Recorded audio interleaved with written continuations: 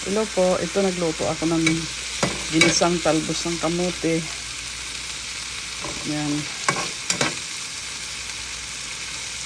Ginisang talbos ng kamote, tapos lalagyan natin ng egg. Lagyan natin ng egg para ano. Yan.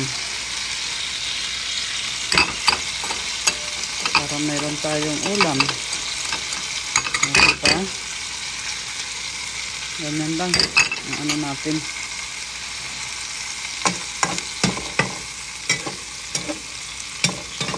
Ayan po.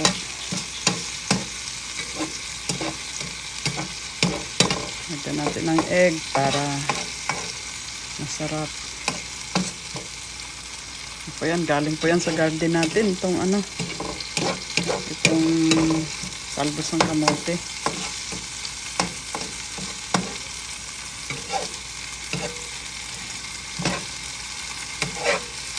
Ayan po.